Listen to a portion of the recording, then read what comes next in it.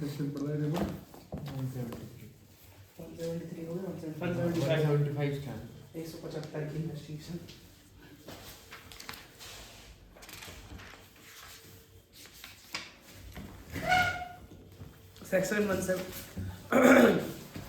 Section 175. Police officer power to investigate cognizable case. Any officer in charge of a police station may, without the order of a magistrate, investigate any cognizable case which a court having jurisdiction over the local area within the limits of such station would have power to inquire into or try under the provision of chapter 40. ठीक है, chapter 40 में investigation भी होगी शायद। Chapter 14.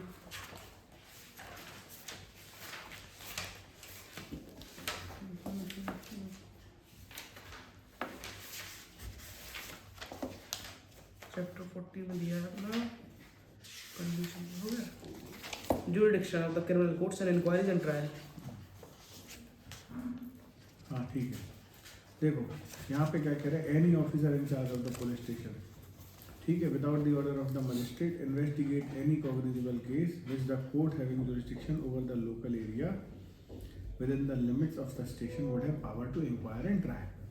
भाई एक magistrate को एक थाना क्षेत्र दिया गया, उस थाना क्षेत्र का जो थाना प्रभारी है, ठीक है, वो किसी भी कॉग्निजेबल केस को जिस अपराध में बिना वारंट के अरेस्ट किया जा सकता है, उसमें वो क्या कर सकता है, इन्वेस्टिगेशन कर सकता है बिना मजिस्ट्रेट के आदेश के। आया समझ में?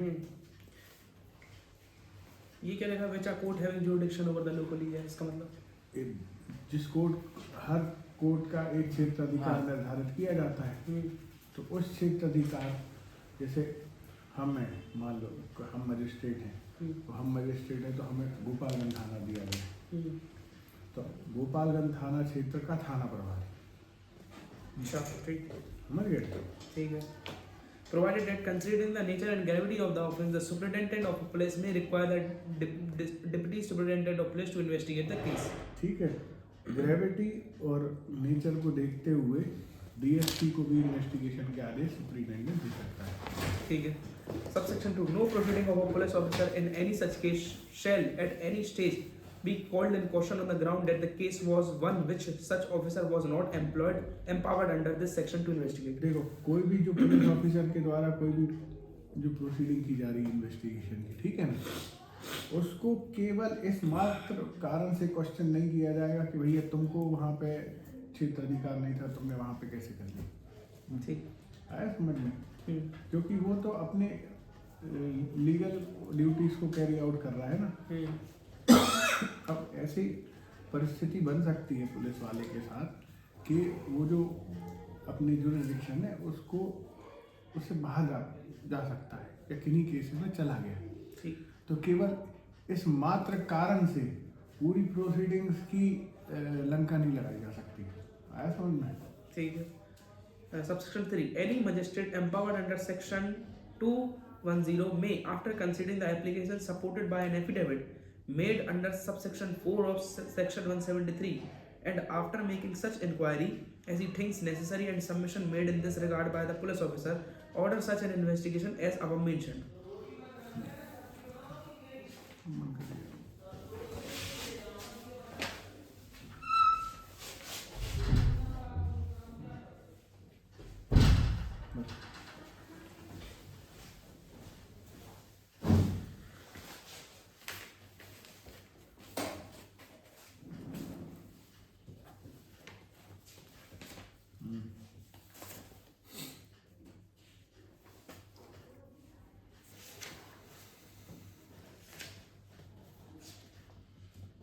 आ जाओ।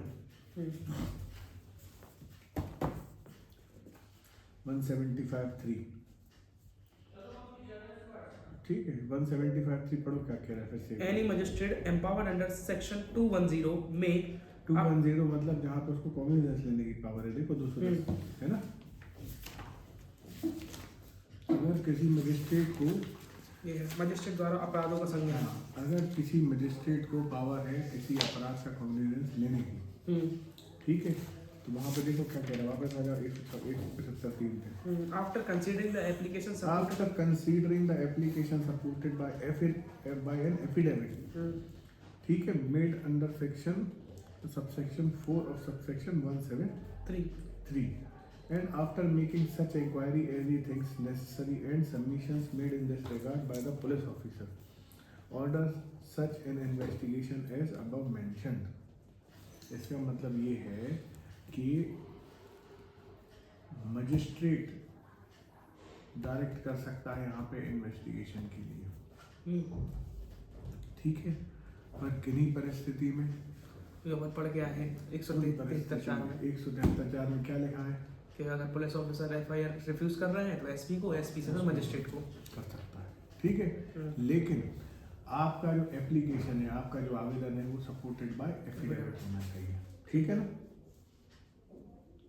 Subsection 4. Any magistrate empowered under Section 210 may, upon receiving a complaint against a public servant arising in course of the discharge of his official duty, order investigation subject to A. Receiving a report containing facts and circumstances of the incident from the officer superior to him, and after consideration of the assertion made by the public servant as to the situation that led to the incident so alleged. Any magistrate empowered under section 210 वही cognizance वाली upon receiving a complaint against Public servant. ये देखो ना, ये है public servant की बात हो रही है यहाँ पे, ठीक है ना। अगर पब्लिक सर्वेंट के द्वारा कोई अपराध हो रहा है, कब हो रहा है, जब वो अपनी ड्यूटीज को डिस्चार्ज कर रहा है, मतलब पब्लिक फंक्शंस को डिस्चार्ज कर रहा है, तो उसके खिलाफ आप इन्वेस्टिगेशन के आदेश कब दोगे, जब आपको रिपोर्ट प्रस्तुत की जाए, ठीक है, from the officer superior to him, है ना, उस अधिकारी से ऊपर के अधिकारी के द्वारा जब ये रिपोर्ट सबमिट की जाती है कि इसके द्वारा ऐसी ऐसी गड़बड़ी पाई गई है। दूसरा, after consideration of assertion made by the public servant as to the situation that led to the incident so alleged, या किसी प्राधिकारी द्वारा, किसी अधिकारी द्वारा जब इस बात को एलिज किया जाता है या एजर्ट किया जाता है और मजिस्ट्रेट को ये समझ में आता है कि हाँ ऐसी परिस्थितियाँ उत्पन्न हुई होंगी, ठीक आया है। समझ में, ऐसी सिचुएशन में वो क्या कर सकता है, आदेश दे सकता है। ये assertion made by the public servant, ये वो है जिसने अपराध किया है। नहीं, after consideration of assertion made by the public servant as to the situation, ऐसी परिस्थितियाँ, भाई हम किसी चीज़ को, परिस्थिति को बता रहे हैं, ठीक है, अब ऐसी परिस्थिति है जो हम बता रहे हैं, उससे मजिस्ट्रेट को ये महसूस हो रहा है कि हाँ ऐसी घटना घट सकती है। अब तुम कह रहे हो कि सुपीरियर ऑफिसर के द्वारा किया जाता है, और तुम इसमें बी में कह रहे हो कि वही पब्लिक सर्वेंट, ऐसा जरूरी नहीं है।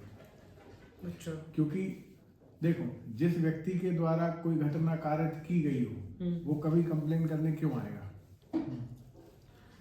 या तो जिसके सामने की गई है या जिसके खिलाफ की गई है वही आएगा ना भैया, ऐसे ही होगा। बहुत सरेंडर वाली सिचुएशन तो बहुत कम देखने मिलती, कितनी देखी, रोज देखते हो क्या? 1% बहुत कम। फिर ठीक है। Section 176 procedure for investigation. Subsection 1, if from information received और otherwise an officer in charge of a police station has a reason to suspect the commission of an offence which he is empowered under section 175 to investigate, he shall forthwith send a report of the same to the magistrate empowered to take cognizance of such offence upon a police report, and shall proceed in person, or shall depute one of his subordinate officer not being below such rank as the state government may by general or special order prescribe in this behalf, to proceed to spot to investigate the facts and circumstances of the case, and if necessary to take measure for the discovery and arrest of the offender. अब ये बता रहे हैं कि तरीका क्या है investigation का। तो तरीका ये है कि अगर हमें, जैसे जुरिस्डिक्शन के अंतर्गत पुलिस ऑफिसर को पावर होती है, ठीक है, तो अगर हमें पता चलता है कि कोई ऐसा अपराध हुआ है, तो हम क्या करेंगे, तुरंत उसके लिए इन्वेस्टिगेशन के लिए प्रोसीड करेंगे। पर हम क्या करेंगे, हम एक रिपोर्ट मजिस्ट्रेट को भेज देंगे। कैसी रिपोर्ट सर? बेसिकली कि हमें ऐसे अपराध का हमने संज्ञान लिया है और इसके अनुरूप हम प्रोसीडिंग्स को चालू कर रहे हैं इन्वेस्टिगेशन की। Occurrence report. ठीक है। अब देखो यार, अब वो खुद भी कर सकता है पुलिस वाला कि अपने जूनियर ऑफिसर को डेब्यूट कर सकता है। ठीक। provided that when information as to the commission of any such offence is given against any person by name and the case is not of a serious nature, the offences or the officer in charge of a police station need not proceed in person or depute a subordinate officer to make an investigation on the spot. ये बोल रहे हैं कि भैया अगर अपराध इस nature का है कि ठीक है तुमको नाम की जानकारी है, ठीक है तुमको उस व्यक्ति का तुम एड्रेस वेड्रेस सब पता कर सकते हो, तो फिर ऐसी भागा दौड़ी मचाने की जरूरत नहीं। ठीक है, तुमने कभी देखा नहीं होगा कि पुलिस वाले जैसे ही अपराध हुआ तो सब एक दौड़ के भाग रहे हैं। वो कब ऐसी सिचुएशन बनती है थाने वाने में, तुम देखोगे जब अफरा तफरी होती, जब लॉ एंड ऑर्डर की दिक्कत जाती है, खास कर है ना, मतलब तुरंत कोई घटना घट रही है तो ठीक है, लेकिन ऐसा नहीं होता कि हर एक परिस्थिति में तुमने भागा दौड़ी देखी हो थाने में, ऐसा नहीं होता। ठीक है ना। B. If it appears to the officer in charge of a police station that there is no sufficient ground for entering on an investigation, he shall not investigate the case. है ना। ठीक। अगर पुलिस ऑफिसर ने जांच पड़ताल कर ली, सब कर लिया, और उसके बाद उसको लगता है कि भैया कोई केस है ही नहीं है, तो फिर वो इन्वेस्टिगेट नहीं करेगा। ठीक। क्योंकि कई बार ऐसा होता है कि हो सकता है कि भाई झूठी FIR दर्ज कराई हो या ऐसा कोई परिस्थिति, उसको लग ही नहीं रहा कि कुछ है इसमें, अब वो क्या करे? जब कोई केस ही नहीं बन रहा, जब कोई इन्वेस्टिगेशन में कुछ है ही नहीं है, मतलब बेसिकली कोई अपराध घटित ही नहीं हुआ मान लो, तो फिर वो क्यों इन्वेस्टिगेट करेगा? जबरदस्ती अपनी एनर्जी खराब करेगा नहीं ना। Provided further that in relation to an offence of rape, the recording of a statement of the victim shall be conducted at the residence of the victim or in the place of her choice, and as far as practicable by a woman police officer in the presence of her parents or guardian or near relative or social worker of the locality, and such a statement may also be recorded through any audio video electronic means including mobile phone. ठीक है, देखो यहाँ पे ये mandatory procedure investigation का कि अगर अपराध हुआ है रेप का, ठीक है, तो विक्टिम के जो एविडेंसेस हैं, ठीक है, स्टेटमेंट हैं, वो ठीक है ना, उसकी जगह पे है ना, उसके घर पे या उसकी चॉइस की जगह पर, उसके पेरेंट्स के सामने, गार्जियन के सामने, ठीक है, या किसी सोशल वर्कर के सामने, और महिला पुलिस ऑफिसर हो एज फार एज प्रैक्टिकेबल, जहाँ तक संभव हो। जरूरी नहीं है कि हर बार महिला पुलिस ऑफिसर, जहाँ तक संभव हो तो स्टेटमेंट महिला पुलिस ऑफिसर लेंगे। ठीक है, ठीक है ना। And may also be recorded through any audio video electronic means including mobile phone. ठीक है, ऑडियो वीडियो, अगर तुमको लग रहा है कि ऑडियो रिकॉर्डर है तो तुम ऑडियो से रिकॉर्ड कर लो, चाहो तो, ठीक है, और तुम चाहो तो मोबाइल से रिकॉर्ड कर सकते हो। ठीक है, ठीक। अगर तुम्हें ऐसी परिस्थितियाँ लगती हैं तो पुलिस वाले प्रयास करते हैं कि इनको हम वीडियो मीन्स से भी रिकॉर्ड कर लें। ठीक है। Subsection 2. In each of these cases mentioned in clause A and B of the first proviso to subsection 1, the officer in charge of the police station shall state in his report the reason for not fully complying with the requirements of that subsection by him, and forward the daily diary report fortnightly to the magistrate. And in the case mentioned in clause B of the said proviso, the officer shall also forthwith notify to the informant if any, in such manner as may be prescribed by rules made by the state government. अब ये बोल रहे हैं कि तुम investigate नहीं कर रहे हो, तुम इन्वेस्टिगेट कर रहे हो, है ना, इसके तुम कारण बताओगे भाई साहब। ठीक है ना, हो सकता है कि कोई अपराध नहीं घटे तो पुलिस वाले इन्वेस्टिगेशन कर रहे हैं, ठीक है, हो सकता है कि कोई अपराध घटे हुआ पुलिस वाले इन्वेस्टिगेशन नहीं कर रहे हैं, ऐसा भी तो हो सकता है। तो भैया तुम क्या करोगे, देखो यहाँ पे लिखा है, the officer in charge of the police station shall state in his report the reason for not complying with provision। तुम अगर उनका प्रावधानों का कंप्लायंस नहीं कर रहे हो तो तुम उसके कारण बताओगे। ठीक है, ठीक है ना।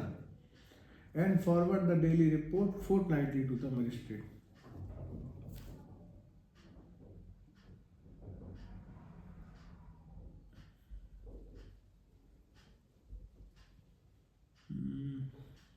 ठीक है ना। नोटिफाई द, हाँ, the officer shall also forthwith notify the informant in such a manner as may be prescribed by rules made by the state government। तुम इन्वेस्टिगेशन अगर नहीं कर रहे हो तो तुम इन्फॉर्मेंट को बताओगे ठीक, कि हम नहीं कर रहे। ठीक है ना, भैया इसमें हमें नहीं लग रहा है कि कोई तथ्य है, हमें नहीं लग रहा है कि इसमें कुछ है, क्योंकि भाई कंप्लेन तो उसने करी है ना यार, अब तुम नहीं कर रहे हो तो ये उसके अधिकारों को कहीं ना कहीं प्रभावित कर रही है बात, नहीं कर रही है। भाई आप कंप्लेन करने आए थे किसी अपराध की, मुझे पुलिस ऑफिसर ने मना कर दिया कि भैया हम उसको इन्वेस्टिगेट नहीं करेंगे, तो किस कारण से आप इन्वेस्टिगेशन नहीं कर रहे हो, आप ये जानकारी हमें दोगे। Right to information. Right to information तो है ही है ना, लेकिन उसके अधिकार को अभी यहाँ पे हमें कहीं ना कहीं। Subsection 3. On a receipt of every information relating to the commission of an offence which is made punishable for 7 years or more, the officer in charge of a police station shall, from such date as may be notified within a period of 5 years by the state government in this regard, cause the forensic expert to visit the crime scene to collect forensic evidence in the offence and also cause videography of the process on mobile phone or any other electronic device, provided that where forensic facility is not available in respect of any such offence, the state government shall, until the facility in respect of that matter is developed or made in the state, notify the utilization of such facility of any other state. मैं जोड़ा है forensic वाला. On receipt of every information relating to the commission of offence which is made punishable for 7 years or more, 7 साल से ऊपर का कोई भी अपराध दंडनीय है, ठीक है। The officer in charge of the police station shall, from such date as may be notified within the period of 5 years by the state government, cause the forensic expert to visit the crime scene, ठीक है ना। अच्छा, यहाँ पे forensic experts की value को भी समझा गया है कानून के द्वारा, ठीक है ना। नहीं तो पता चला कि भाई पुलिस वाले जा रहा है सब उठा के एविडेंसेस, है ना, उसमें भी दिक्कत जाती है कई बार, क्योंकि हो सकता है उतना इक्विप्ड ना हो वो आदमी, ठीक है, बल्कि फॉरेंसिक एक्सपर्ट होता है, उसको पता है कि कैसी किस एविडेंस को कहाँ से निकालना है, रखना है, जो भी करना है, ठीक है ना। तो ऐसे अपराधों में उन्होंने बोला है कि क्या क्या फॉरेंसिक एक्सपर्ट करेगा, क्राइम सीन को विजिट, है ना, और वीडियोग्राफी भी करेगा मोबाइल फोन से, other evidence, other electronic devices से, provided there were forensic facility is not available in respect of any such offence, the state government shall, until the facility in respect of the matter is developed or made, notify the utilization of facility by any other state. होता ही है भाई, हर जगह forensic experts available हो ये possible नहीं है, तो जहाँ से अवेलेबल है वहाँ से व्यवस्था बनाई जाएगी, कोई बड़ी चीज़ थोड़ी ना है। Report how submitted. Every report sent to a magistrate under section 176 shall, if the state government so directs, be submitted through such superior officer of a police as the state government may by general or special order appoint in that behalf. कौन सी report की बात कर रहे हैं आप? Every report sent to the magistrate under section 176, ऊपर देखो भी आपने पढ़ा था कि एक रिपोर्ट भेजी जाएगी, अच्छा, वो ऑक्यूरेंस रिपोर्ट कि भैया ऐसा अपराध घटित हुआ है और हम इसके लिए इन्वेस्टिगेशन कर रहे हैं, भैया। हाँ सर, 176 ऊपर ही तो पढ़ा फर्स्ट पैरा।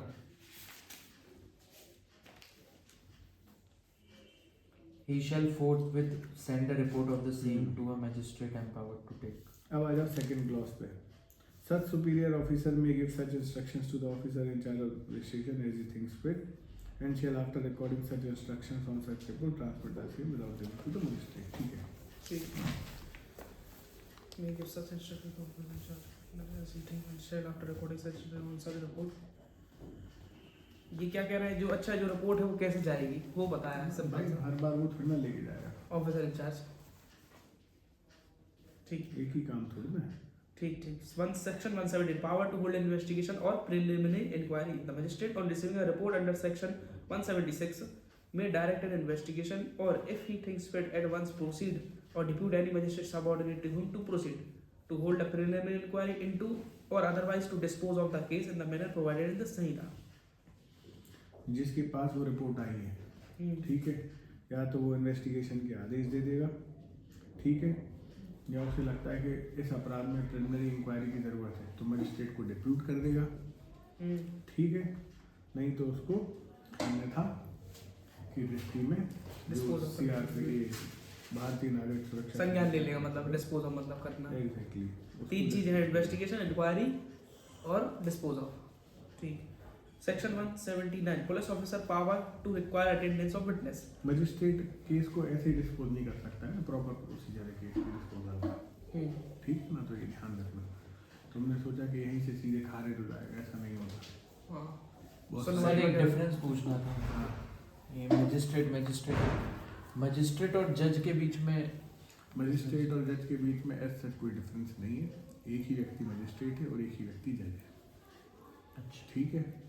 मजिस्ट्रेट की कंडीशन, क्योंकि आप मजिस्ट्रेट भारतीय नागरिक सुरक्षा संहिता में पढ़ रहे हो, तो इससे आप एक इंटरप्रिटेशन तो ये निकाल ही सकते हो कि जो भारतीय नागरिक सुरक्षा संहिता में मजिस्ट्रेट दिया है वो क्रिमिनल नेचर के ऑफेंसेस का ट्रायल कर रहा है, इंक्वायरी कर रहा है ना। आगे समझ में। और जो जज होता है वो तुम पढ़ोगे सिविल केसेस में, तो वो जुडिशियल ऑफिसर ही है, ठीक दोनों व्यक्ति।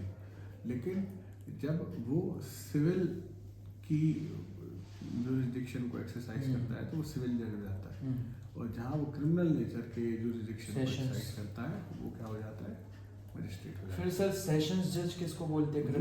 वो सीनियोरिटी का issue ओके है, ठीक। डिस्ट्रिक्ट जज और सेशन जज है ना। वो सीनियर लेवल तक पहुँचते जाओगे तो ऐसे डिफरेंसेस मिलते जाएंगे, क्योंकि सिविल जज भी होता है, जुडिशियल मजिस्ट्रेट फर्स्ट क्लास भी होता है, सिविल जज क्लास 2 भी होता है। ठीक है।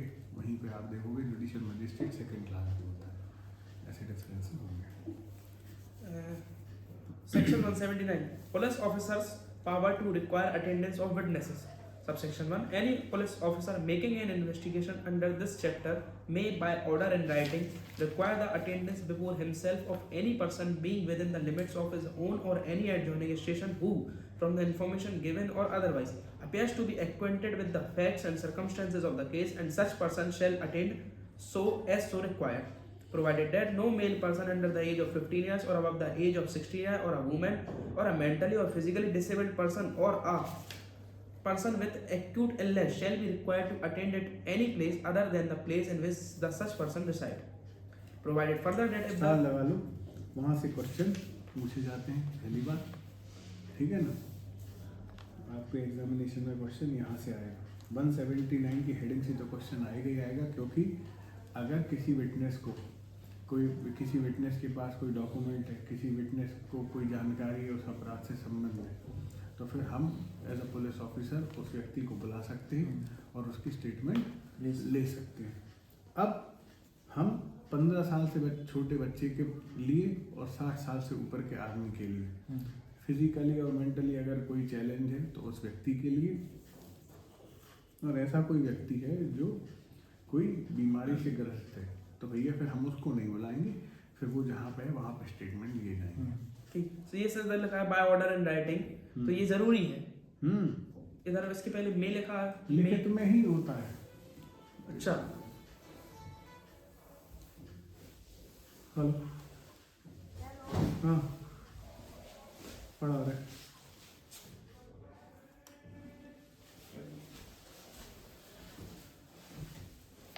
क्या हो गया?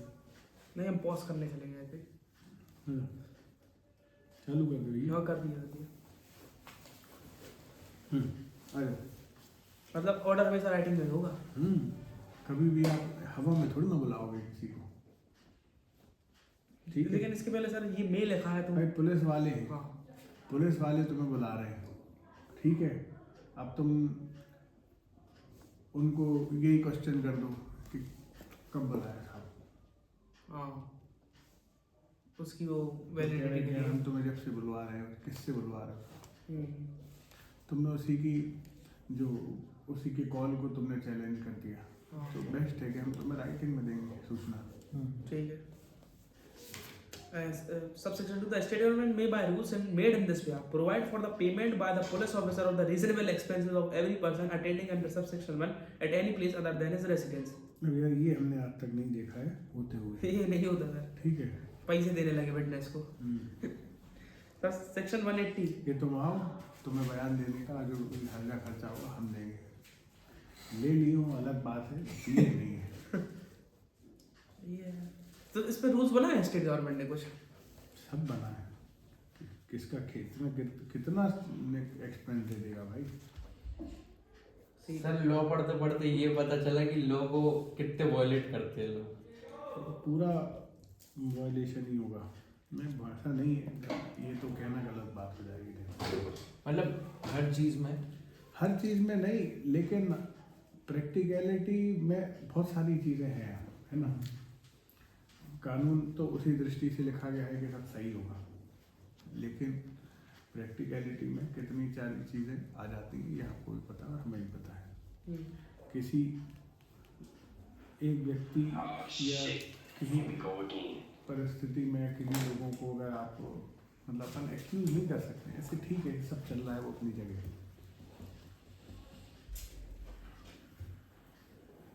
Section 180. Examination of witnesses by police. Any police officer making an investigation under this chapter or any police officer not below such rank as the state government may by general or special order prescribe in this behalf, acting on the requisition of such officer, may examine orally any person supposed to be acquainted with the facts and circumstances of the case. देखो, police officer making an investigation, ठीक है, और not below the rank, ठीक है, तो ठीक है ना। पुलिस वाला एग्जामिन कर सकता है, ठीक है ना, प्रश्न पूछ सकता है, आपके स्टेटमेंट रिकॉर्ड कर सकता है। Acting on the requisition of such officer इसका मतलब? अरे भाई जरूरी थोड़ी ना है कि जिस व्यक्ति ने आदेश निकाला है वही व्यक्ति जाएगा जूनियर स्टेटमेंट लेने। May examine orally any person. Second, such person shall be bound to answer truly all questions। भाई जिससे पूछा जा रहा है आप उससे पूरी उम्मीद करते हो ना कि भाई वो सच ही बोलेगा। सर ये एग्जामिन मतलब ये होता है ना कि पूछताछ उससे, हाँ और क्या, स्टेटमेंट लेना और एग्जामिन लेना एक ही बात है, एक ही बात है। वो अलग से थोड़ी ना कोई उसकी साइंटिफिक जांच हो रही है, थोड़ी हार्ट बीट चेक थोड़ी ना करेगा पुलिस वाला, हाँ और क्या एग्जामिनेशन करेगा। ठीक, प्रश्न तो पूछेगा आपसे संबंधित कि आप कहाँ थे, आप क्या कर रहे थे उस समय, आपने क्या देखा, ठीक है। ठीक है। Subsection 2, such person shall be bound to answer truly all questions relating to such case put to him by such officer other than questions the answer to which would have a tendency to expose him to a criminal charge or to a penalty or forfeiture. यहाँ पे देखो ये बोल दिया, such person shall be bound to answer truly all questions relating to such case put to him by such officer other than questions the answers or to which would have a tendency to expose him to a criminal charge or penalty। ऐसे प्रश्न पूछ रहा है कि जो सामने वाले बोल रहे हैं कि तुम ही अपराधी हो, तो उनके लिए बात नहीं उन आंसर्स को आया समझ। आर्टिकल 23। भाई तुम हमसे ऐसे प्रश्न पूछो जिनका फैक्ट्स और केस से रिलेशन है, कोई दिक्कत नहीं, लेकिन अगर उन फैक्ट्स में ऐसे प्रश्न हैं जो हम ही को एक्सपोज कर देंगे, ठीक है, तो हम बात नहीं है उसका जवाब देने के लिए। ऐसा नहीं है कि हमारे खिलाफ कोई कार्रवाई नहीं की जा सकती, अगर हमने ऐसा कुछ किया वो की जा सकती है, लेकिन पर्सनली आप हमसे वो प्रश्न पूछोगे तो हम बंधनकारी नहीं है उसके जवाब देने के लिए, ठीक है ना। वरना तुम उसके लिए हम भाई सिर पे बंदूक रख के वो प्रश्न के उत्तर निकलवा लोगे, लेकिन किन्हीं केसेस में ऐसा करना पड़ता है पुलिस वालों। भाई वो बंधनकारी नहीं है, वो जवाब नहीं दे रहा, ठीक है, आपने जवाब ले लिया, कोई बुराई नहीं है। ये कहाँ लिखा है कि तुम बताओ, इसको पढ़ने के बाद तुमको ये पता चला क्या कि अगर उसने जवाब दे दिया तो उसका यूज नहीं होगा। भाई तुमको बोल रहा है कि अगर ऐसा कोई प्रश्न तुमसे पूछ लिया गया जो आपको क्रिमिनल चार्ज के लिए लायबल बना सकता है, आपने उसका जवाब दे दिया, ठीक है, लेकिन अगर वो नहीं दे रहा है तो उसको बात नहीं कर सकते अपन। वो दे रहा है तो उसको यूज कर सकते हो आप, उसने दे दी है तो उसको यूज करते हो अपनी जगह, क्योंकि उसके इन स्टेटमेंट्स को भी तो कॉर्पोरेशन चाहिए ही पड़ेगा। उसके केवल मात्र कह देने से थोड़ी ना कुछ चीजें हो जाएंगी। आया समझ में? ठीक। द सबसेक्शन सर बट मतलब वो अगर वो बता नहीं रहा है वो विटनेस, मतलब उससे पूछा भी है तो कहीं ना कहीं ये बताता है कि शायद उसने किया हो, ठीक है, उससे क्या फर्क, तो अभी तो नहीं बोला ना, वो ट्रायल में होगा। मन में कई चीजें हैं हमारे, ठीक है, आया समझ में। आप यही पढ़ते पढ़ते किसी दुश्मन को गाली मत करो, तो हमको क्या पता भाई इस बारे में, आया समझ में। तो उस व्यक्ति के साथ जिस व्यक्ति के बारे में आप सोच रहे हो तो उसको क्या पता, जो आप मौखिक रूप से बता पाओगे वो सुनेगी समझेगी। Subsection 3. The police officer may reduce in writing any statement made to him in the course of an examination under this section, and if he does so, he shall make a separate and true record of the statement of each such person whose statement he records. क्या होता है कि आपसे हम जब आपका examination करते हैं तो आप कोई नॉनसेंसिकल बात भी बोल सकते हो, उनका फैक्ट्स और केस से कोई लेना देना नहीं है।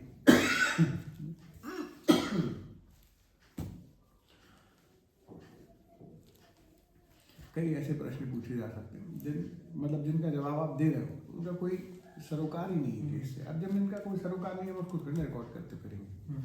ऐसे तो क्या है कि भटक जाएगी इन्वेस्टिगेशन। नहीं समझे? हाँ समझ। Provided that the statement made under this subsection may also be recorded by audio, video, electronic means. Provided further that the statement of rape cases is alleged to have been committed or attempted shall be recorded by a woman police officer or any woman officer. ठीक है ना? ये वाले जो statements हैं वो ये देखो ये पुलिस के समक्ष स्टेटमेंट है इसलिए बता रहे हैं। वो जो विक्टिम के स्टेटमेंट थे जब वहाँ पे अपन ने बात करी थी 176 में, तब अपन ने बात करी थी कि भैया अगर विक्टिम का स्टेटमेंट है, ठीक है, अब ये वो वाले स्टेटमेंट्स नहीं है, ये विटनेस के हैं, वो इन्वेस्टिगेशन के दौरान। हाँ ये विटनेस के स्टेटमेंट है। तो अगर महिला के खिलाफ कोई अपराध हुआ है तो वुमन पुलिस ऑफिसर उनका स्टेटमेंट है। वो वाले विक्टिम के थे 173 में। ठीक 181 statement to the police officer and use thereof subsection में no statement made by any police. देखो वहाँ पे भी वो है महिला वही the statement of woman against whom the offence has been committed. अलग अलग नहीं है दोनों, तुम लोग कंफ्यूज हो रहे हो। ठीक है ना? आया समझ में? ये तो हमने जिनको समन करके बुलाया है, आया समझ में? ये उनकी बात कर रहे हैं। ये किसकी बात कर रहा है आधार पे? जिनको हमने क्या किया, नोटिस भेजा कि आपके भैया बयान लेने क्योंकि आपको जानकारी है और सपोज ऐसी महिला ही जिसके खिलाफ वो अपराध हुआ है, तो कोशिश था महिला पुलिस ऑफिसर क्या करेगी। और उधर क्यों लिखा था? कोशिश था नहीं, यहाँ पे शेल लिखा है। हाँ आ जाओ वहाँ वापस आ जाओ 173 पे ना, ये 173 का अपना वो सेकंड वाला प्रोवाइडेड पढ़ा था 175 176 नहीं पढ़ा था, अभी तो पढ़ा था। Provided that if the information is given by the women against whom an offence under section 173 173 वही ना सर, 173 का प्रोवाइडेड वाला उधर वो जो एफआईआर लिखाने आ रही है। ठीक है आ जाओ। अंदर क्या है उसमें? अरे एक को हमने बुलाया है जब इन्वेस्टिगेशन चल रही है। अच्छा एक जब कोई कंप्लेंट हुई है तब इन्फॉर्मेशन एफआईआर लिखवाने हैं वो पहला वाला, और ये अपना उसकी स्टेटमेंट लेने।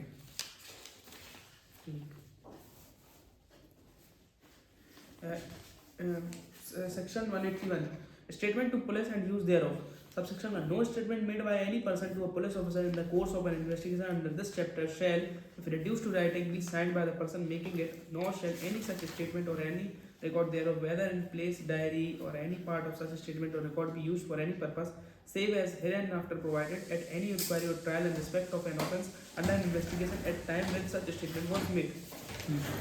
Provided that when any witness is called for the prosecution in such inquiry or trial whose statement has been reduced into writing as aforesaid, any part of his statement if duly proved may be used by the accused and with the permission of the court may by the prosecution to contradict such witness in the manner provided by section 148 of the Bharatiya Sakshya Adhiniyam, and when any part of such statement is so used, any part thereof may also be used in the re-examination of such witness but for the purpose only of explaining any matter referred to in this cross examination. देखो ये बोलना है कि आपके statements ली गए police के द्वारा, उनको साइन करना जरूरी नहीं है। ठीक है ना? आया समझ में? लेकिन अब सेम जब ट्रायल की स्टेज पे आएंगे तो वही स्टेटमेंट अगर वो दे रहा है तो फिर उन स्टेटमेंट्स के यहाँ रिकॉर्ड हुए थे, उन स्टेटमेंट्स पे चीफ मतलब क्रॉस किया जा सकता है, क्रॉस और एग्जामिनेशन किया जा सकता है जो एफआईआर में दिए गए हैं, एफआईआर में नहीं, जो पुलिस के द्वारा अच्छा। स्टेटमेंट में दिए गए। कथन। आया समझ में? ठीक। आप उनका क्रॉस कर सकते हो क्योंकि तुम बता रहे हो ना, तो पुलिस वाले को तुम ये बोल रहे थे, तुमने लिखा हुआ आया ये स्टेटमेंट दिए सर एक और कंफ्यूजन अभी तुम यहाँ ये बोल रहे हो। हाँ हेलो हाँ भैया बोलिए।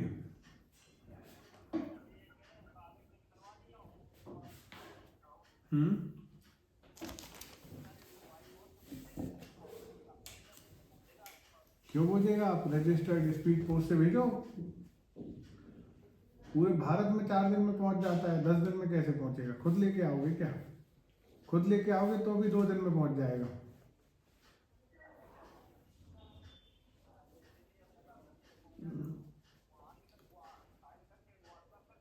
नहीं नहीं, अरे भैया कैसी बात करते हो यार? कितना ही खर्चा निकलेगा उसका? वो तो आपके साइन करके ही जरूरी है ना, इसलिए तो चाहिए।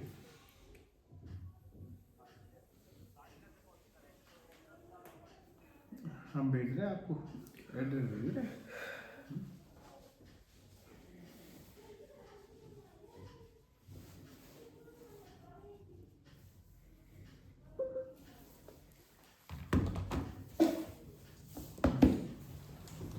सर जब ये एफआईआर होती है तो उसमें भी एक प्रकार से जो विक्टिम है वो विक्टिम या नहीं, विटनेस नहीं, वो विक्टिम से होएगा और ये विटनेस से स्टेटमेंट ली जाएगी। भाई विक्टिम विटनेस भी है ना। हाँ भाई जिसके साथ अपराध हुआ है उसने वो अपराध देखा नहीं है, ये कौन सी बात हो गई? तो एफआईआर में भी वो स्टेटमेंट ही दे रहा है। क्यों अलग से कौन सी बात आ जाएगी? किसी महिला के साथ, किसी व्यक्ति के साथ मारपीट हुई है, किसी महिला के साथ रेप हुआ है, तो जिसके साथ मारपीट हुई है वो मारपीट उसने देखी है ना। वही आदमी आया है जिसके साथ मारपीट हुई है कि साहब इनने हमें चाटे मारे, इनने हमें हंसिया मारा, इनने हमें सरिया मारा, जो भी मारा, तो भाई उसी को तो मारा है, उसी की पीठ पे तो छिड़ा है। अब वही पुलिस ऑफिसर के पास आया बताने के लिए तो उनने एफआईआर लिख ली। अब वही स्टेटमेंट देने आया पुलिस को तो वही कथन हो गए। अब वही कोर्ट में बोलेगा, कोई अलग बात थोड़ी ना बोलेगा। एफआईआर जो है वो इन्वेस्टिगेशन से पहले का काम है, और जो स्टेटमेंट है वो और ये क्या? कह सकते हैं कि वो इन्वेस्टिगेशन पार्ट है। सुन लो, बहुत पहली चीज, कितनी बेसिक बात अपन कर रहे हैं कि पहले कंप्लेन होगी उसके बाद इन्वेस्टिगेशन होगी, पहले इन्वेस्टिगेशन होगी उसके बाद कंप्लेन होगी। ये कहाँ देखा है तुमने? सही बात है।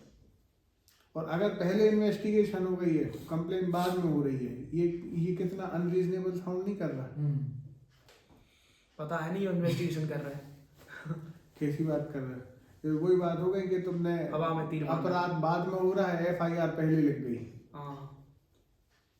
है। सुबह 9 बजे तुम एफआईआर लिखाने आ गए, अपराध हुआ है दोपहर के 4 बजे। बेवकूफी की बात नहीं है। ये क्या है सर, ये बताइए आप तो इसका जस्ट 181 का। पुलिस को स्टेटमेंट दिए आपने, पहले एफआईआर लिखी गई। एफआईआर में एक व्यक्ति ने बोला कि साहब इनने हमें, इन व्यक्तियों ने हमें ऐसे ऐसे मारा और इस हथियार से मारा। अब एफआईआर लिख जाने के बाद इन्वेस्टिगेशन हुई, इन्वेस्टिगेशन में स्टेटमेंट के लिए बुलाया, तो स्टेटमेंट के लिए बुलाया उसी व्यक्ति को जिसने एफआईआर लिखाई थी। अब उसने एफआईआर में बोला, स्टेटमेंट में बोला पुलिस को कि साहब इनने हमें यहाँ पे ऐसी घटना घटी थी, ये लोग शामिल थे, इनने हमें ऐसे ऐसे मारा, ऐसे हथियार से मारा। हाँ मतलब जो एफआईआर है वो सुन लो पहले। फिर अब पूरा इन्वेस्टिगेशन कंप्लीट हो गई, अब केस कोर्ट में आ गया। अब कोर्ट में उस व्यक्ति को बुलाया जिसने स्टेटमेंट दिए थे कि बताओ क्या क्या हुआ तुम्हारे साथ। तो बोले साहब इन लोग ने हमें मारा था, इस दिन हमें मारा था, इस दिन की घटना, इस हथियार से मारा था। तो स्टेटमेंट तीनों एक ही है ना भैया, लेकिन स्टेज अलग अलग है। एक जगह हो सकता है आपने इन्फ्लुएंस में दिया हो, एक जगह हो सकता है आपको इन्फ्लुएंस किया गया हो। कोर्ट में ऐसा नहीं होता। कोर्ट में आप जो चाहे बोलो, जैसा बोलोगे वैसा ही रिकॉर्ड होगा। कोर्ट में कोई इन्फ्लुएंस नहीं चलता। वो कॉन्क्लूजन माना जाएगा कोर्ट वाला। क्यों? क्योंकि मैच कोर्ट कर रही है ना कि तुमने वहां क्या बोला था, यहाँ क्या बोल रहे हो। ठीक है। और कोई दबाव नहीं है कोर्ट के अंदर।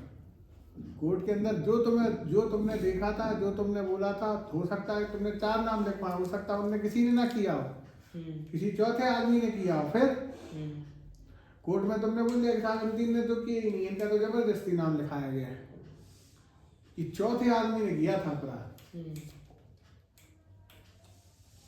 तो भाई उन 3 का जिनका फ्री फोकट में नाम लिखा दिया गया था, उनकी दोष सिद्धि हो जाती ना, तो अन्याय नहीं हो जाता। तो इसको कौन बचाने के लिए जिम्मेदार है? कोर्ट कर रही है। कोर्ट ने पता क्या कह रहे, पर ये लोग नहीं है शामिल, वो चौथे आदमी की बात कर रहा है। पुलिस वाले की चौथे आदमी की तो बात ही नहीं हुई है। आपने कहाँ मेंशन किया? उसके एविडेंस लिए, उसका स्टेटमेंट लिया, कुछ नहीं है। फिर ठीक है,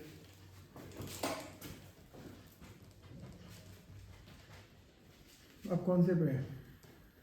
ये provided when any standard witness is called for the prosecution. उसका री एग्जामिनेशन भी हो सकता है। ठीक है, यही लिखा है ना? क्रॉस एग्जामिनेशन, हाँ ये examination of subject but for the purpose of आ जाओ।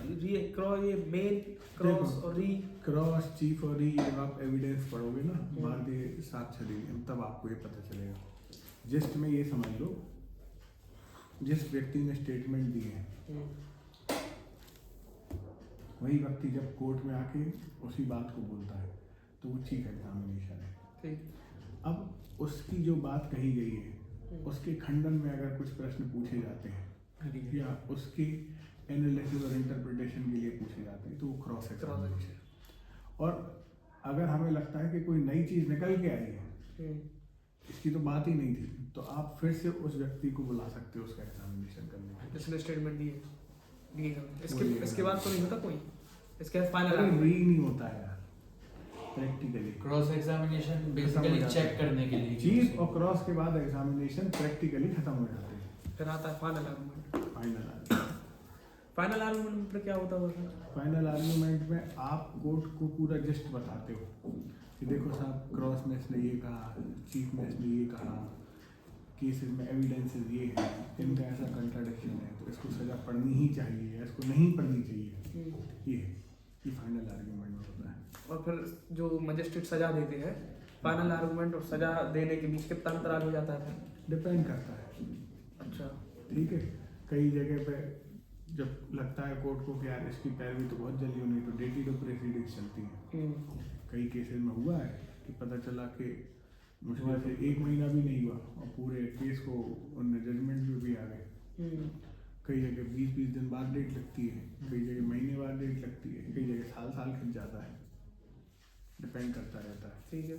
Subsection 2. Nothing in this section shall be deemed to apply to any statement falling with the provision of clause A of section 26 of Bharatiya Sakshya Adhiniyam or affect the provision of provision to subsection 2 of section 23 of that adhiniyam. Explanation. बस खत्म, इसमें है नहीं कुछ।